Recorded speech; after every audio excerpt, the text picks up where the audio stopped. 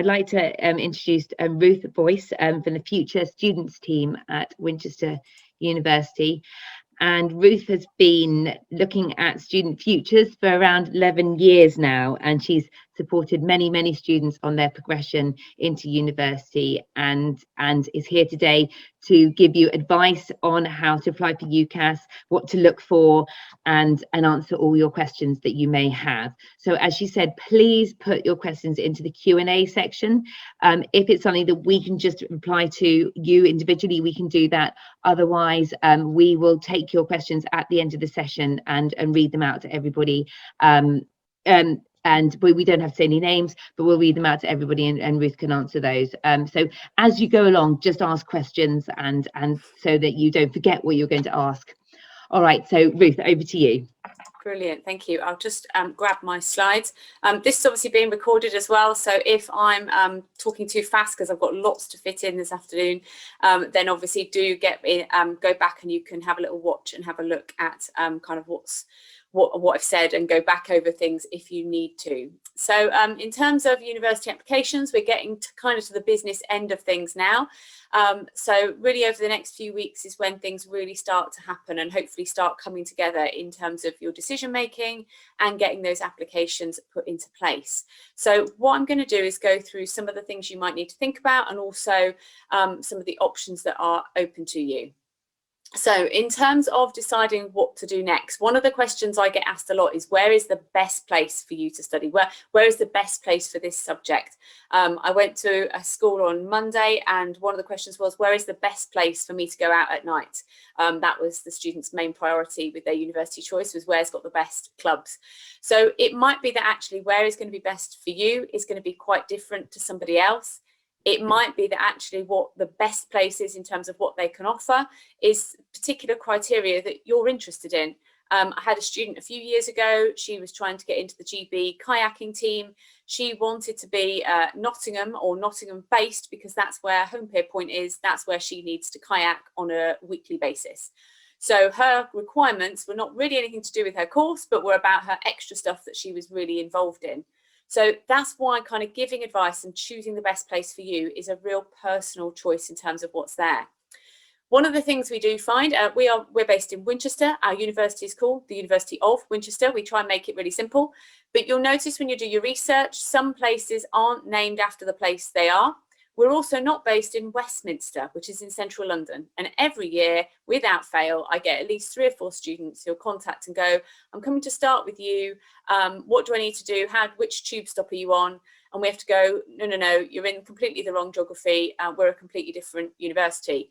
So if you're not sure, or your geography is a little bit sketchy around the edges, then it might be that actually having a little look around and exploring kind of where places are and actually kind of what they can offer is really important. Bearing that in mind as well, for lots of courses, perhaps if you're looking at doing something, say within health, or you're going to have work and business placements, students will actually perhaps end up staying where they have studied. Not in every case, but it does happen quite a lot. So it might be if you've been offered a placement and you've really enjoyed that placement and you've been offered a job by that company that's based, I don't know, wherever you've gone to university, then it might be that actually you're there for longer than just your course. So it is important to kind of get a sense of the place, whether you like it, whether perhaps you can see yourself living there as you go further forward. Now, choosing a subject will really depend on your personal skills and strengths. And certainly if you've already been having a look at open days and events, you might have had kind of already a clear idea of potentially which direction you want to go to or go into. Certainly from a university's perspective, they are generally quite flexible. So other than perhaps core science subjects and sometimes maths that are more specific about your A-level or sixth form requirements, lots of other places are really flexible. So we run philosophy. If you've not had the opportunity to study philosophy before, we will still look at your application based on whatever it is you have been studying in sixth form. And in your personal statement and UCAS application, you can tell us why you've got a particular interest in philosophy. So don't be afraid of perhaps looking at new subjects, something that perhaps is slightly left field in terms of an option that you've enjoyed. One of the things sometimes we find is that students, perhaps if they've studied, say, psychology, they've maybe done only 5 or 6 lessons, really, a couple of weeks perhaps, on something like criminology as a focus, but they've decided that really interests them and want to go down that route. So make sure that if there's something really specific, the more kind of specific you can be about what you like about the subject, the easier it is to find a particular degree course. There's about 55,000 different degrees up and down the UK, and I haven't even gone global, that's just in the UK. So having a really kind of clear personal understanding of what you like and what you enjoy makes decision making actually then much easier, really, in terms of what you're looking for. So I had a quick look on the UCAS website for nutrition.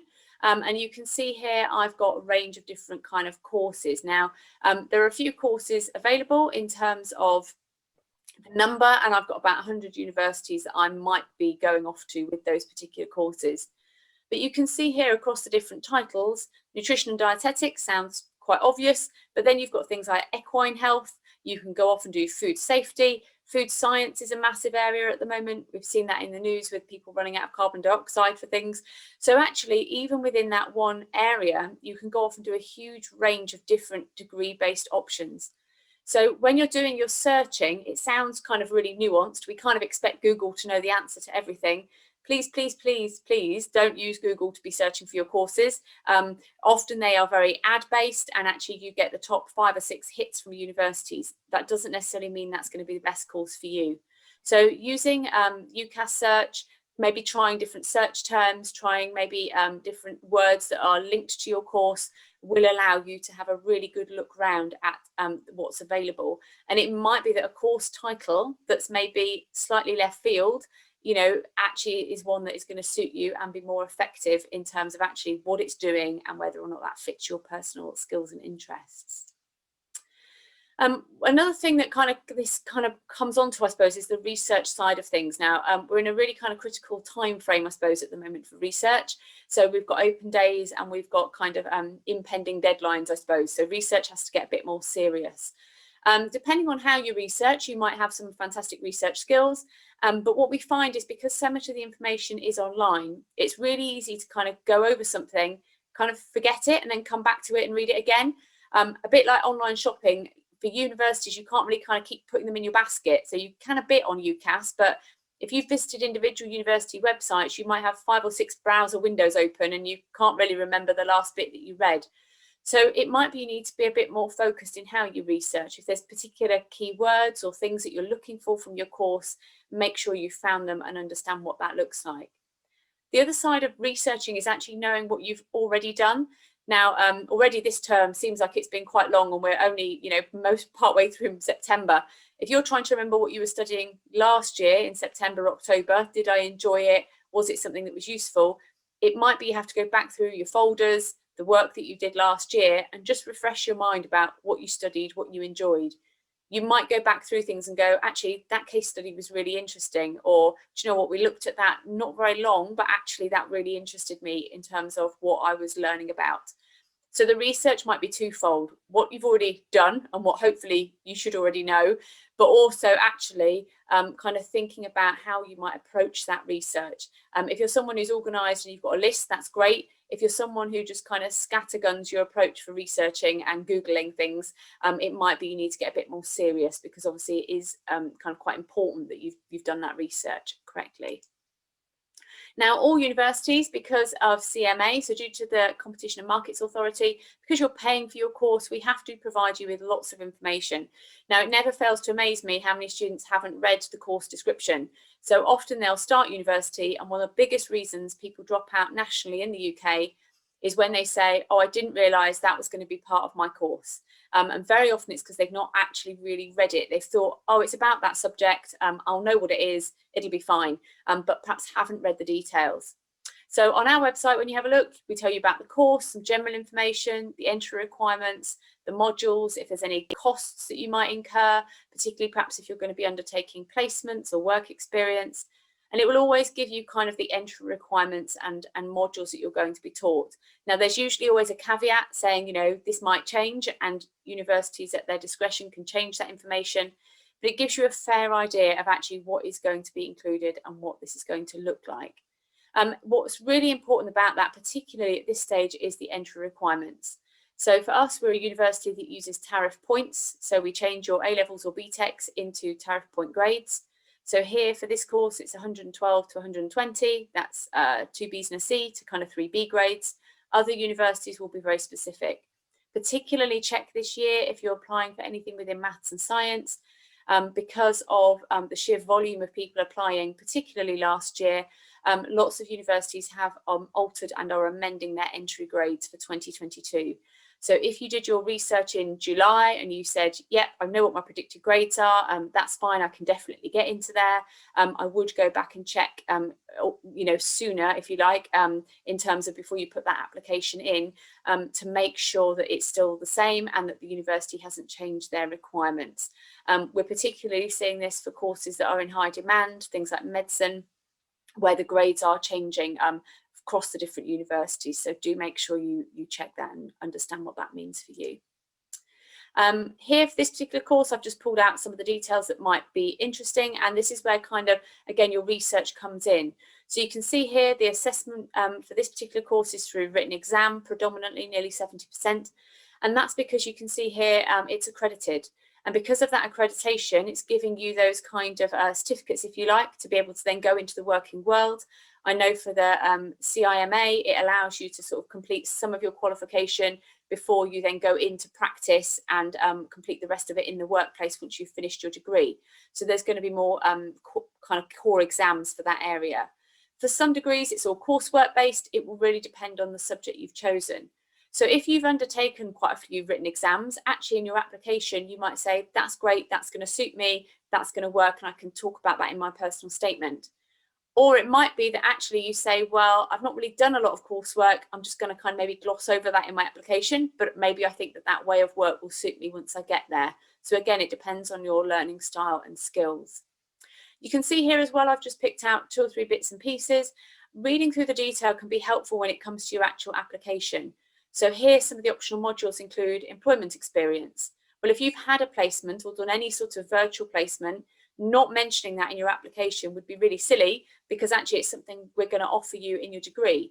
So universities aren't expecting you to be the finished article, but the more of your personal statement that we can see ticks boxes for us to say, we know that person's going to fit into our course, it's the right kind of style, and we think they're going to enjoy it, it makes it easier for us to make that offer.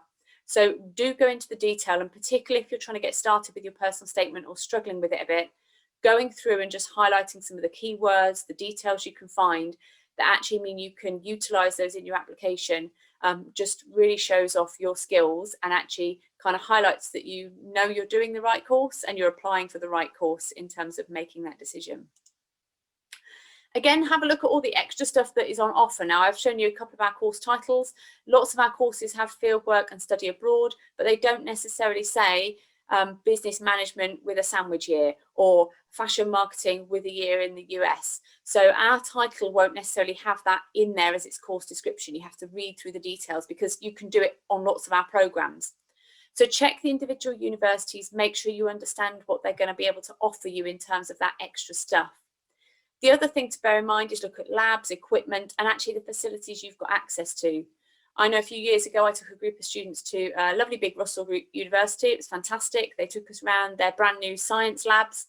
And when we asked them and said, oh, this is fantastic, who can use these? Oh, you can only use them if you're a PhD student or postgrad.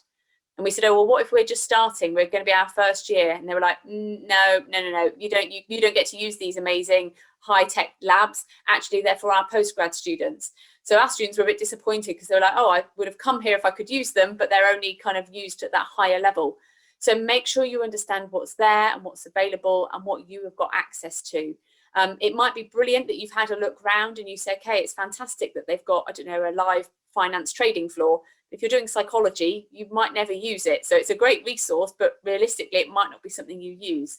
So certainly look at what facilities they've got, how they're going to be useful to you, and also think possibly about the support that you've had in your current place of learning. So if you can find your teachers straight away, if you have a problem, you've got kind of workshops or support available in your sixth form or college, think about what that might look like when you go to university. Getting support at university can be slightly different. And if you think actually there's some of that you might need, research and investigate what that might look like and how you might access it. Sometimes for particularly big universities, you have to make appointments with staff. You can't just send them an email and get a response. They perhaps don't always have an open door policy for you to just knock on their door and speak to them. So if that's going to be something that's important to you, check and make sure you know what that's going to look like for you. When it comes to choosing, do try and be brave. It might be that there's modules there that you don't recognise or haven't heard of. Doesn't mean they're not interesting or exciting. It just means that they're going to be different. You've got to bear in mind that the government over the last few years have really changed the way that people study at sixth form or college. So they've reduced the number of choices. And that means that actually university suddenly is like this huge big window of opportunity. So have a good look around and see what is there. Try things out as well. So at the moment, there's still lots of virtual events taking place. Go to perhaps a lecture about law, sit in it, say that was rubbish, leave, and then you can go and have a go at something else. And you've not wasted necessarily your time, or you've just had a really good understanding of what that looks like. And one of the big things I find is that students assume their course is going to be taught in a certain way. So we have a couple of those really big lecture theatres that you would see in kind of American teen dramas, those big ones where you've got hundreds of people sat all looking at a tutorial at the front, or tutor at the front. It might be that actually your course doesn't teach like that at all. So our social work course might only have 40 students. You're never going to be in one of those huge big lecture theatres because realistically your class group is quite small and you'll be doing seminars and workshops and lectures that are much smaller than that. So make sure you know what it's going to look like and don't just guess and think, oh, that's what I know university's like. Each one will be different. So it's important to make sure you know what that looks like for you and your particular subject. I've already mentioned some of the open days and events that are going on. Lots this term, and lots of universities have made them so they're available all the way through to kind of Christmas. So because we obviously missed quite a lot at the end of the summer term, there are lots taking place as we get slightly closer to the deadline as well. They also happen after you've applied. So once you've applied, usually in kind of February and March time, universities will send you invites to come and have a look round. So when you put your 5 on your application, you might have visited a couple. You've perhaps got a couple that you think are a good bet, and then you might have one that's a bit of an outlier that you've put on, but you're not 100% sure about it. You've still got time in February and March to maybe go and have a visit, have a look round, and then you might be able to make kind of a clearer decision, even though you've perhaps put it on your application already. If you need financial support to visit or attend an open day, then ask the university particularly. They do have pockets of money for this. So again, ask and see if that's available. Opendays.com is the best place to look, and you can get all the dates and get a sense of whether they're virtual or in person and decide what it might be that you can book. Particularly this year, as you might imagine, universities are restricting the number of people on campus, particularly now they've obviously invited all their current students have all just moved back onto campus. So you might find you go and see the date, you perhaps leave it for a bit, you then try and book, and suddenly you can't book to attend. And that's because they've got obviously quite strict capacities this year. So if you've got any thought that you might want to go, book early. You can always cancel it or not attend, but it means you've definitely got a space to be able to attend if you want to. The UCAS website's fantastic. There's loads of different events on there. Some of them are from joint universities, but also employers and things, if you're looking at degree apprenticeships as well. UCAS have also been running Personal Statement Week this week, and you can access all of their recordings online of the events that they've been running. When you go through, you can limit by distance and postcode. What I would suggest is try and kind of look as broadly as possible. So it might be that there's a university that's got a virtual event and you go, well, it wasn't really in my ballpark. It's a bit further away than I'd like to go, but I might actually like to listen to that academic talking about forensic science because that can help me decide if that's definitely the right program for me. So it might be that you kind of explore looking at the virtual and a bit further distance than you might be perhaps comfortable with to get an idea. You can see all the events for particular universities and then decide exactly what you want to book onto. So you can have sort of half an hour scrolling through and booking on, and they will send you all the emails with all that info in so you can join those virtual or in-person events.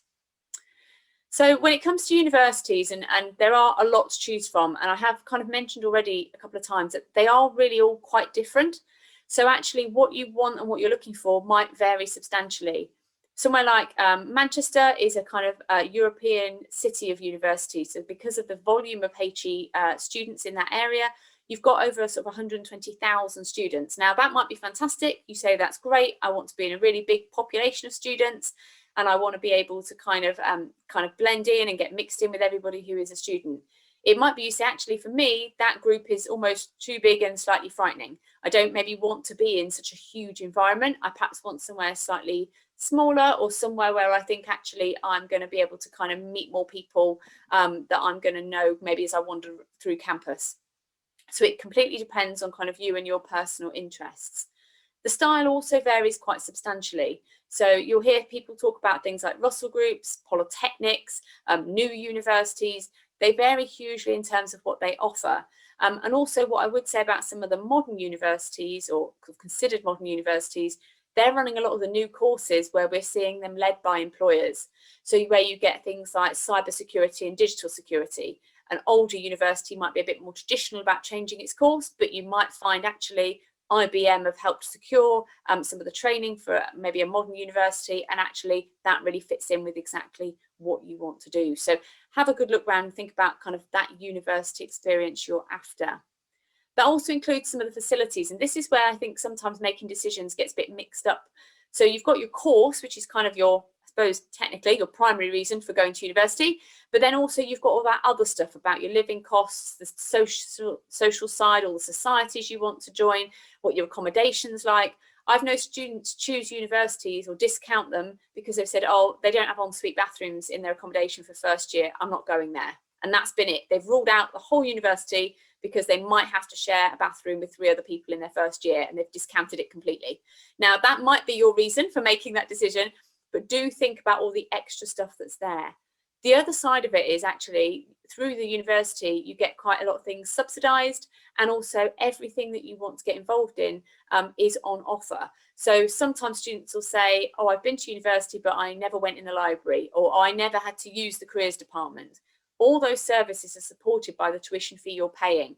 So make sure you understand what's on offer. If they've got workshops, seminars, funding you can get for passing a driving test, whatever it might be, look at all that extra stuff, because actually you're paying for it and you're entitled to it. So make sure you know what that looks like so you can access as much as possible during your time there.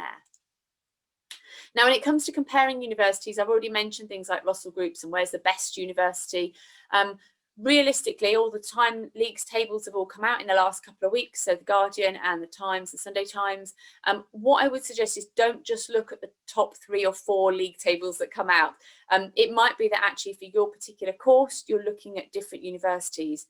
Somewhere like Bath and Loughborough, they're not Russell group, but they often appear quite highly in the league tables. So again, check and see what's there. Equally, you can't organise these league tables by entry requirements. So actually for Oxford, you're going to need 2 A stars and an A. If that's not what you're achieving, it might be the best in the country, but it might not be the best for you. So have a look again and see what is on offer. You can also organise the the Guardian one by subject. So this is really helpful, and you'll notice here the list is just massively different. That's because the government put funding into education training, and other universities get that money compared to maybe some of the Russell Group universities. So again, make sure you have a look and decide what's important to you. For each one, you can see the algorithm. How is it that they've worked this out? What is the requirements that they're looking at? And again, you can check that and see what's important to you. So it might be you say, actually, staff to student ratio is important. I want to be able to talk to staff and find staff on my course. Or it might be that actually the career destinations of students from that degree is more important for you. So check. Equally, the league tables change a little bit, but sometimes quite a lot every few years. So make sure that you're not just relying on 1 year and saying, okay, because it's in top 5, I'm going to rule it out if it's below the top 30. Have a really good look around and see where's going to be good for you. Entry requirements are really important this year. Like I've said, make sure you're checking really clearly. We are expecting some of the Russell Group universities to be more competitive this year. That's also going to mean that when you apply, you won't get a response necessarily really quickly. So the way that their admissions tutors are going to be managing that this year, a little bit like they did last year, they're probably going to wait until about the January deadline, January, February, and then we'll start allocating offers based on the applicants they have. If they've had, say, I don't know, 700 applications and they've got 30 places, then they are going to be going through that entry criteria really carefully. So just because it's the published kind of a guide in terms of what you might need, make sure that this year particularly you've got kind of insurance choice or a backup choice university out of your 5 that you are more certain about in terms of the grades you are going to achieve, simply because of the competition that we've seen in the last year or so, and that's unfortunately not going anywhere for you guys this year.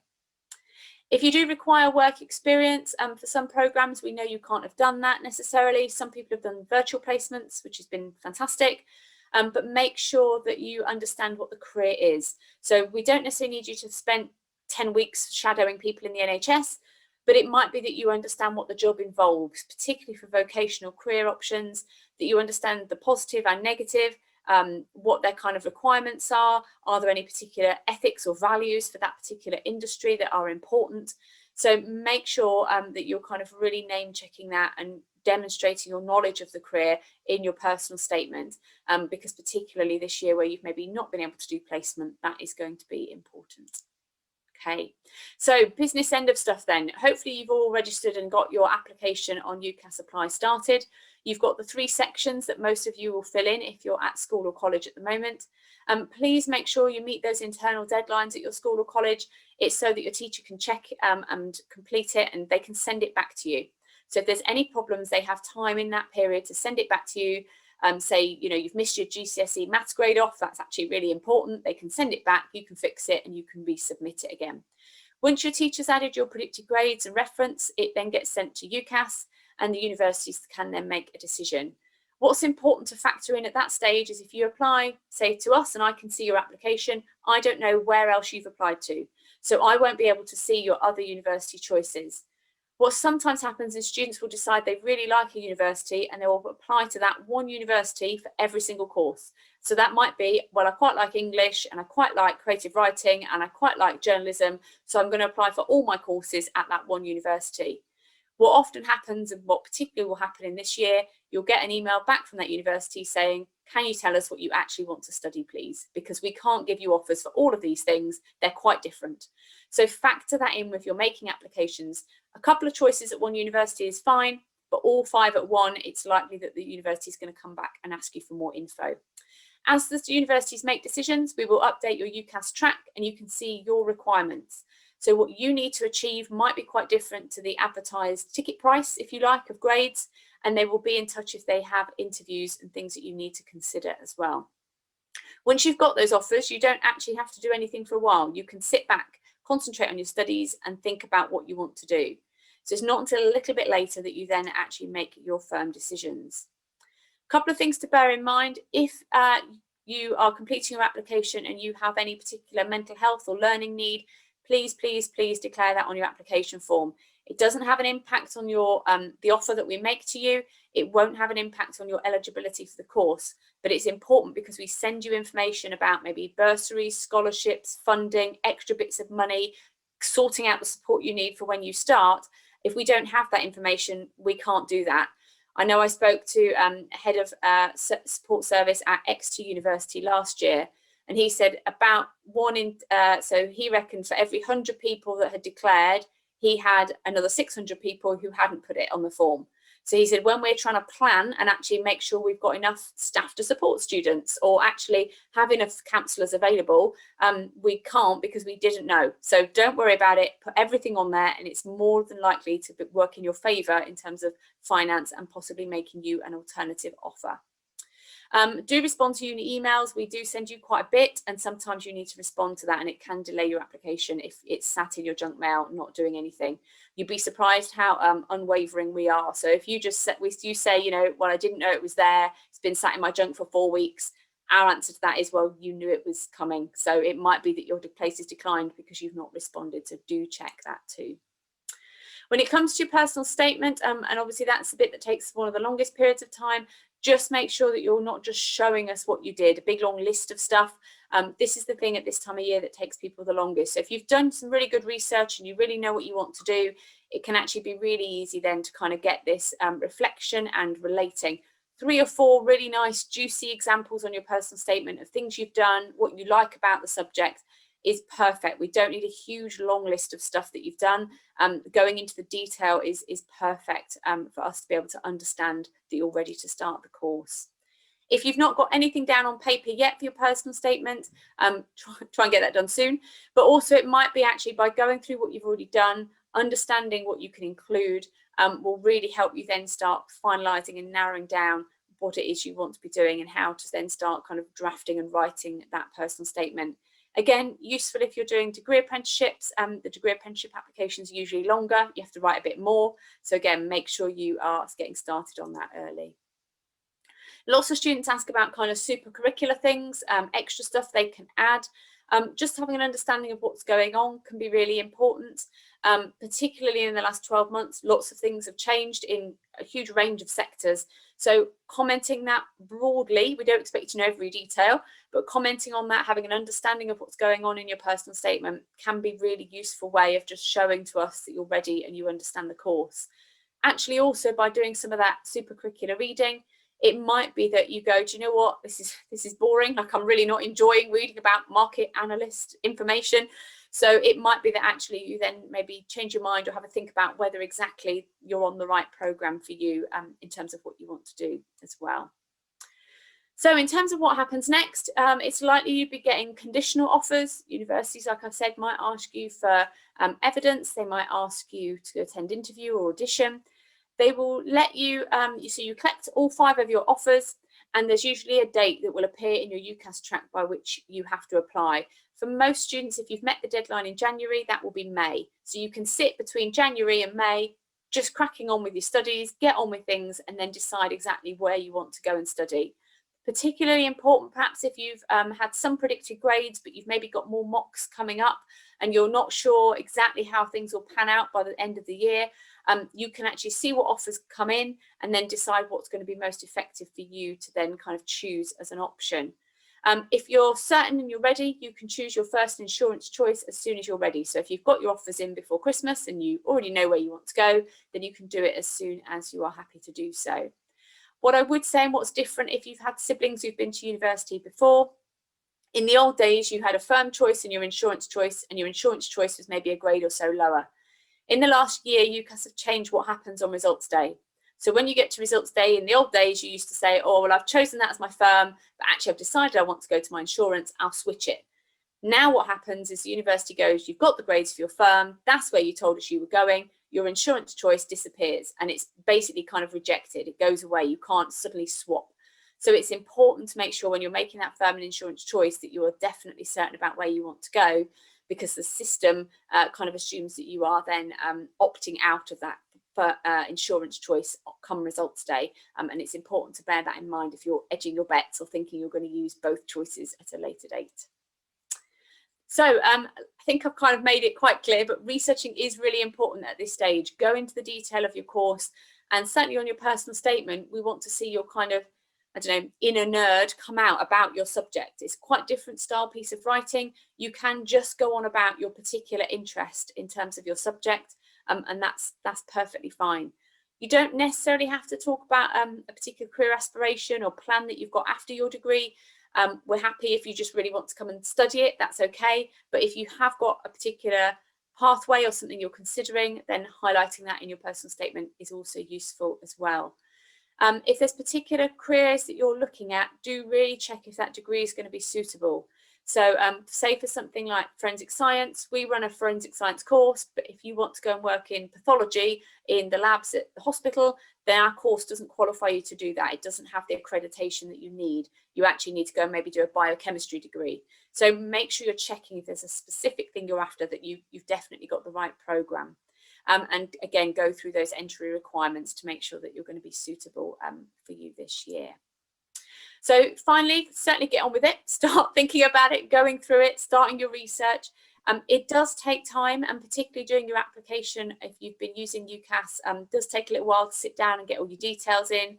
Putting all your qualifications and education does take time. So give yourself a bit of time to do that, and don't certainly leave it till the last minute. The earlier you've done it, if you notice there's any problems or issues, then you can again ask for more support and help. Universities do have loads of advice available. If you've got questions about the qualifications you're taking, or you're not sure, actually, am I going to be offered a place? Then you could contact admissions departments at universities and they will get back in touch with you as well.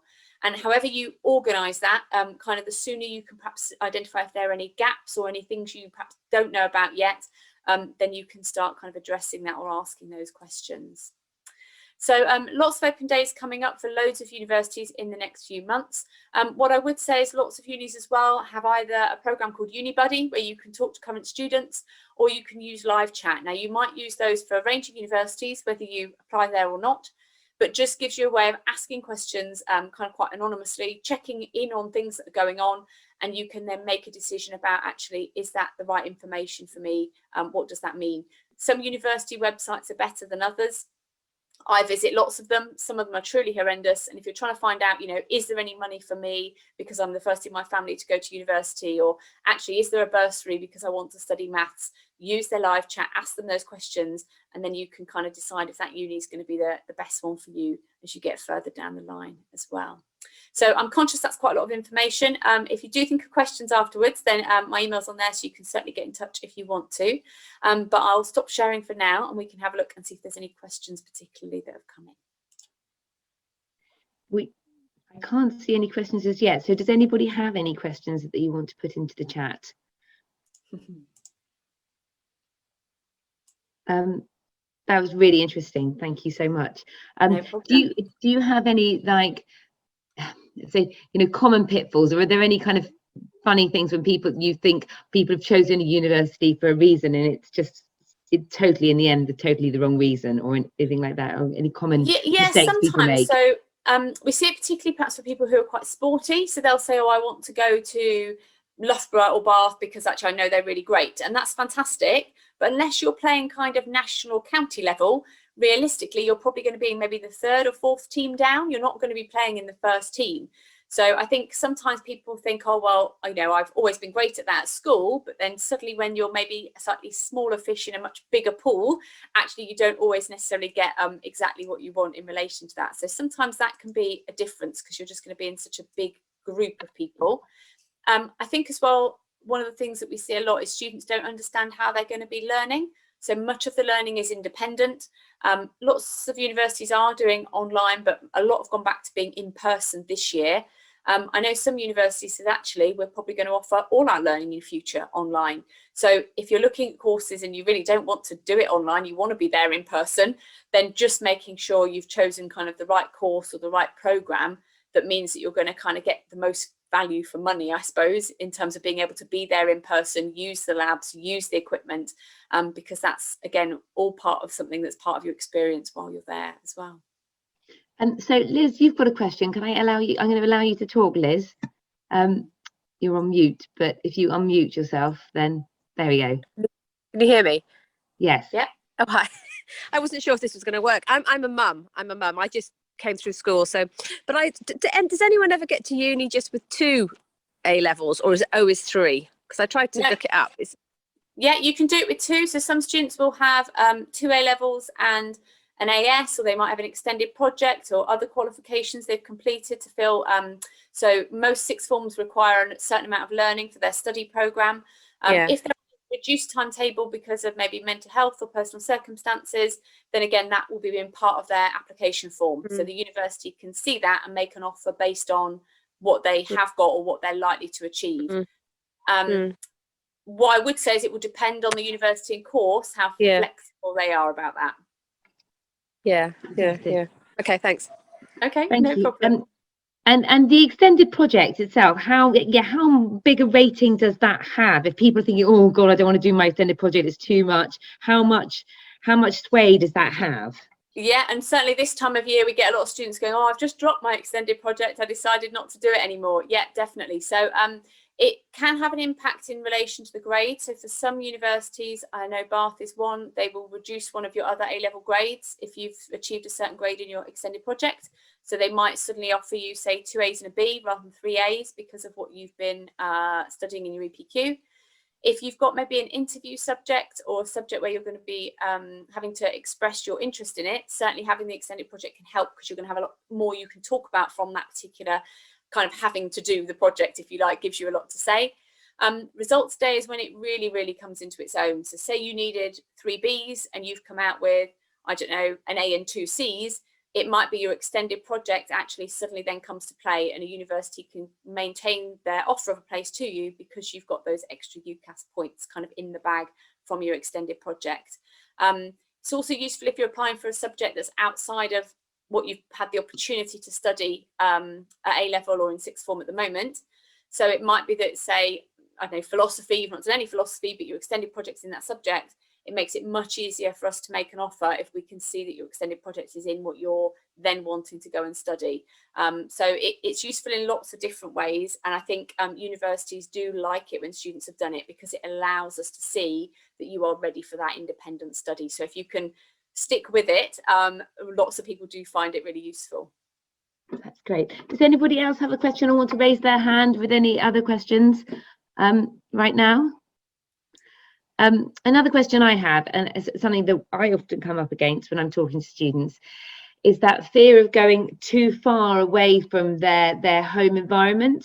And I understand that obviously sometimes there are monetary considerations in this, but if you are going to stay away anyway at university, so you will be spending money on your accommodation, do you have any kind of pointers to make people more confident to going further away, further afield?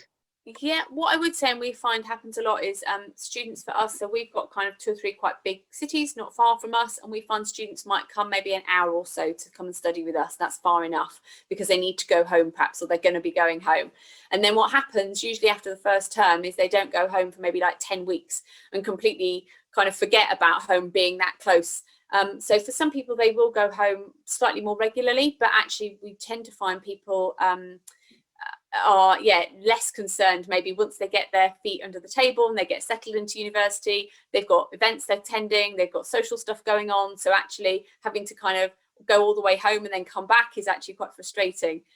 Equally, depending on where you live, and some student halls are different, it's actually sometimes you obviously kind of sometimes get kicked out over the Christmas period, so you definitely are going to be going home for a couple of weeks.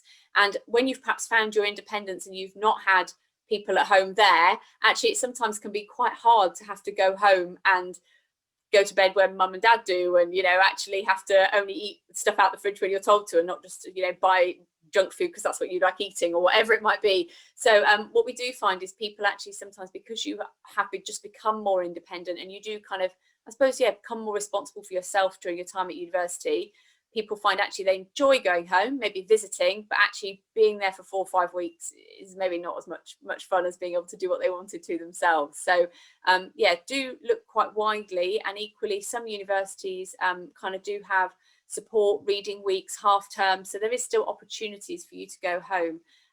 Quite a lot of universities also allow students to have things like rail cards, travel cards, so actually you can get discounts on going home even if it's a little bit further. I used to have to travel 3.5 hours to get home from university, and I used to catch a train like 8 o'clock at night because it was the cheapest. Then my dad used to pick me up from the train station late at night. So if it's kind of a cost thing, there are ways around that, I think. We have seen students before. We're based not far from Southampton Airport, and they'll fly from Newcastle on a flight that's maybe £25. And actually it's far cheaper than the train. It actually makes the journey maybe an hour rather than 6 hours. So kind of you can use the geography to your advantage, and it might be there's a different way of you getting there or traveling than you've perhaps thought about, or kind of just sitting in a car to get there might be something different as well. Interesting. So if anybody has a last question, please put your hands up or put in the chat now. Otherwise we will probably end the session, because it's been really informative and we have got so much information from this. And Ruth, I'll get it up online very quickly. Oh, Liz, you have another question. Do you want to unmute? Hi, can you hear me? Yes. Yep. Hi. No, I was just going to ask about deferrals of the course. If you want to take a gap year, is that, in the present climate, is that still sort of, you're still allowed to do that? So students can still do that. They can declare that when they complete their application, they tick a box to say I want to defer, and universities can accept that. What I would say is more difficult is if students are applying, saying they're definitely going to go in September, and then assuming when they perhaps change their mind in March and decide they then want to go to university, to then defer their place at that stage. So if a university's offered you a place for, say, 2022 and you've changed your mind, there's no guarantee that they will have a place available for you to switch. 3 minutes. Which is where we've had the problem this year, and we've seen universities asking some students if they can defer because there's been so many applicants. So if you know from the beginning, then great. Otherwise, it's not always a guarantee. Lots of universities will, lots of courses will. I think for maths this year, there was only Oxford and Cambridge that were full for maths this year. Every other university had places in clearing. So depending on the course, for maths, they're definitely going to let you defer, but maybe for biochemistry, a particular university won't. So it does vary a little bit as well. Great, thank you.